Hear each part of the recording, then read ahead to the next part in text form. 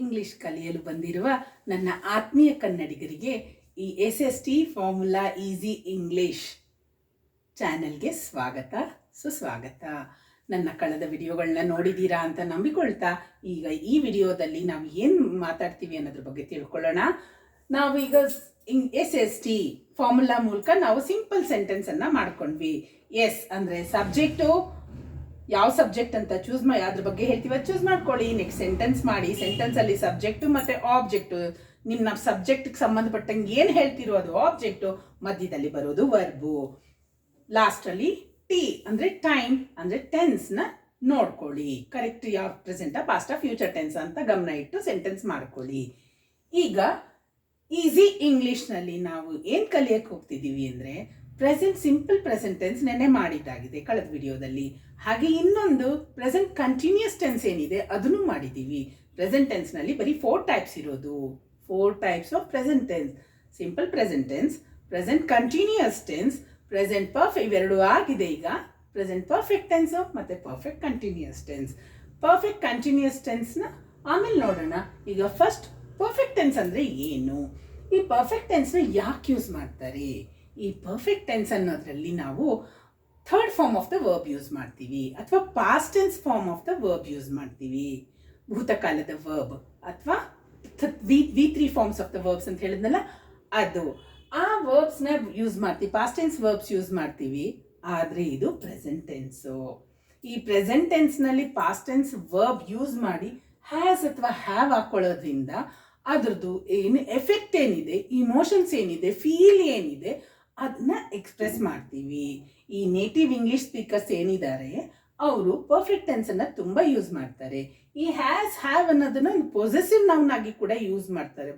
ಯಾಕಂದ್ರೆ she has the book, he has the book ಅಂದ್ರೆ ಅವ್ರ ಹತ್ರ ಬುಕ್ ಇದೆ ಅಂತ. ಡು ಯು ಹ್ಯಾವ್ ಪೆನ್ ಅಂದ್ರೆ ನಿಮ್ಮ ಹತ್ರ ಪೆನ್ ಇದೆಯಾ ಅಂತ. ಈ ಹ್ಯಾವ್ ಹ್ಯಾಸ್ ಹ್ಯಾಡ್ ಇದೆಯಲ್ಲ, ಇದನ್ನ ಆ ರೀತಿ ಒಂದು ಗಳಿಸ್ಕೊಂಡಿರುವ ರೀತಿ, ನಮ್ಮಲ್ಲಿ ಇದೆಯಾ ಅಂತ ಕೇಳೋ ರೀತಿಯಲ್ಲಿ, ನಿಮ್ಮಲ್ಲಿ ಇದೆಯಾ ಅಂತ ಕೇಳೋ ರೀತಿ, ಗಳಿಸಿರುವ ರೀತಿ ಪೊಸೆಷನ್ ನ ತೋರ್ಸತ್ತೆ. ಹಾಗೆ ಇಲ್ಲಿ ಆಕ್ಸಿಲರಿ ವರ್ಬ್ಸ್ ಅಂತ ಹೇಳ್ತೀವಿ, ಅದನ್ನ ಯೂಸ್ ಮಾಡ್ಕೋಬೇಕು. Has, have, had. He had ಅನ್ನೋದು ಇವಾಗ ಸದ್ಯಕ್ಕೆ ನಮ್ಗೆ ಬೇಡ, ಯಾಕಂದ್ರೆ ನಾವು ಪಾಸ್ಟ್ ಟೆನ್ಸ್ ಈಗ ಕಲಿತಾ ಇಲ್ಲ. ಈಗ ಸದ್ಯಕ್ಕೆ ಏನಿದೆ ಪ್ರೆಸೆಂಟ್ ಪರ್ಫೆಕ್ಟ್ ಟೆನ್ಸ್ ನೋಡ್ತಾ ಇದ್ದೀವಿ. ಆಮೇಲೆ ಪ್ರೆಸೆಂಟ್ ಪರ್ಫೆಕ್ಟ್ ಕಂಟಿನ್ಯೂಸ್ ಟೆನ್ಸ್ಗೆ ಹೋಗೋಣ. ಪ್ರೆಸೆಂಟ್ ಪರ್ಫೆಕ್ಟ್ ಟೆನ್ಸ್ಗೆ ಬಂದಾಗ ಹ್ಯಾಸ್ ಮತ್ತೆ ಹ್ಯಾವ್ ಇಂಪಾರ್ಟೆಂಟು. ಈಗ ನಾವು ಹಳೇದು ಮಾಡಿದ್ವಲ್ಲ ಸೆಂಟೆನ್ಸು, ಅದೇ ಸೆಂಟೆನ್ಸ್ ತಗೊಳ್ಳೋಣ, ಯಾಕಂದ್ರೆ ಈಸಿ ಆಗತ್ತೆ, ನಿಮಗೆ ಸೆಂಟೆನ್ಸ್ ಫೆಮಿಲಿಯರ್ ಆಗಿರುತ್ತೆ. ಸಿಯಾ ಮೇಕ್ಸ್ ಕೈಟ್ ಅಂತ ಇತ್ತು ಪ್ರೆಸೆಂಟ್ ಟೆನ್ಸ್ ನಲ್ಲಿ ಅಲ್ವಾ. ಇದನ್ನ ಕಂಟಿನ್ಯೂಸ್ ಟೆನ್ಸ್ ಅಲ್ಲಿ ಹೇಗೆ ಹೇಳಿದ್ವಿ, Siya is making the kite ಅಂತ ಹೇಳಿದ್ವಿ. ಈಗ ಪ್ರೆಸೆಂಟ್ ಪರ್ಫೆಕ್ಟ್ ಟೆನ್ಸ್ ನಲ್ಲಿ ಹೇಗೆ ಹೇಳಬೇಕು, Siya has made the kite. Siya has made the kite. Siya and Diya have made the kite. ಇದೇ ತರ do, did, done, V1, V2, V3 forms of the verbs.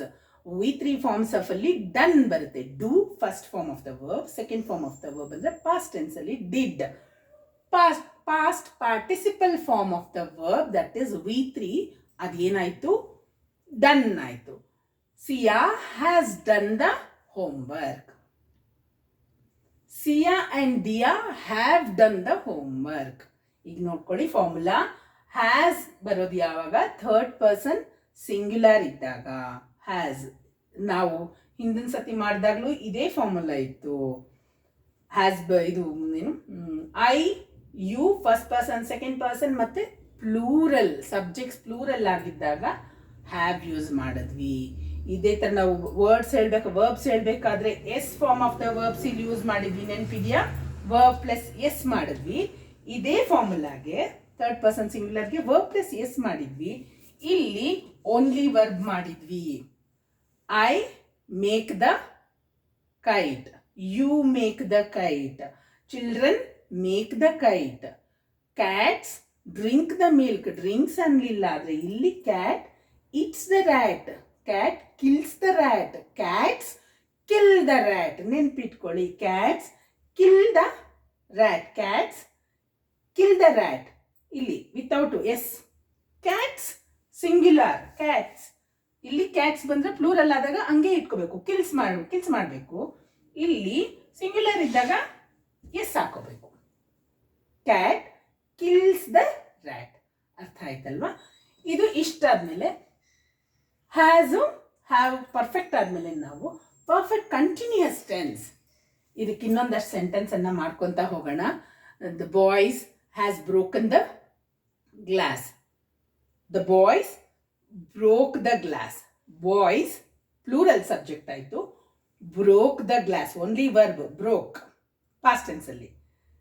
First V1 form ಹಾಕಿದ್ರೆ break the glass. Boys break the glass. Boys broke the glass. Boys have broken the glass. ಅದೇ ಥರ ಇಲ್ಲಿ third person singular. Boy has broken the glass. The child has drunk the coffee, milk, whatever, juice. Boys drink the juice. Here boy drinks the juice.